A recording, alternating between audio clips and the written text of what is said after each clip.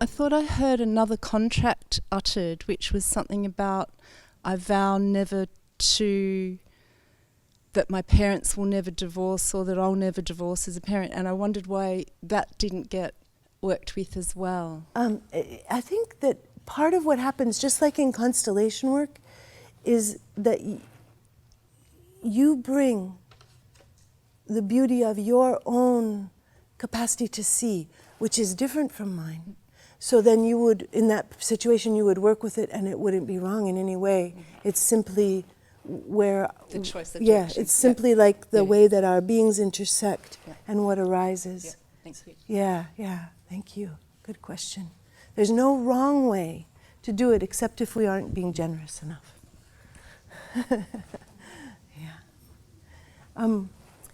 And did you have a question? Are you willing to speak into the mic? Sure. Thank you very much, Michael.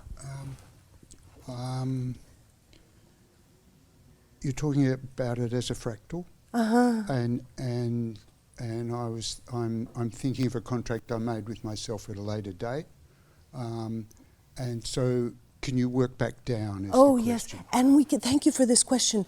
We can we'll do contracts with ourselves whenever there's trauma, right? So we're touching infancy, we're touching the patterns of infancy, but we'll also make contracts with ourselves as grown-ups in the face of trauma where we've been left alone, and our bodies and our amygdalas and our brains want to prevent bad things from ever happening again.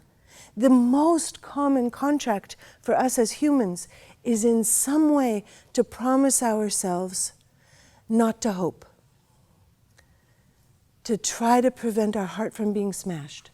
This is the most common contract, because these moments of smashed hearts are the worst moments of all. So because I can remember that contract. Yeah, then just begin there. I begin there. Yes, yes. But I would assume that's an echo of... Yes. You can look for the echoes, definitely. Yes. And if you're like, I already know my contract, then it's not an unconscious contract.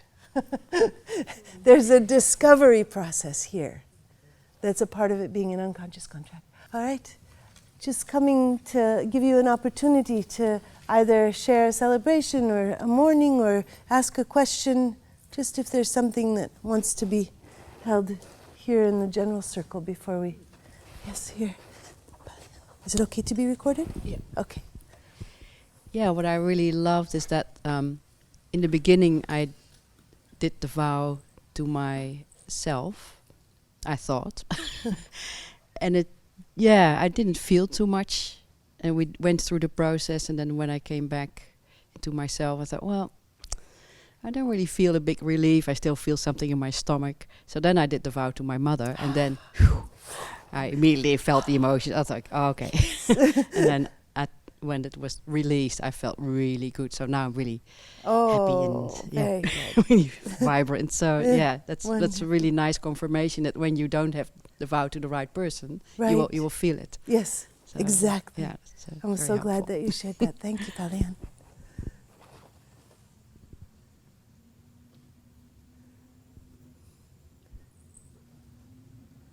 And how many people felt a little something with doing the work? Oh, very good. Very good. Lovely. Yes, Lizzie. When I was doing it, I realized that the vow I made was to my mother as well as to me. Yes, there can be And then when layers. I stood in it, I realized that it was also my mother's vow. Yes. And that I was loyally carrying her vow as well. Yes. Yeah. So yes, we can even step into our mother making the vow, and then the women's line or the grandmother. Yes, yes. Yeah. It moves into very constellation-y territory. Yeah. Those of us who know constellations have such an advantage with this work. I often teach this work in arenas where there's not a lot of constellation knowledge, and then they can get to a certain point, but they don't know how to move into the transgenerational. So we have such an advantage with what we know about working with the ancestors.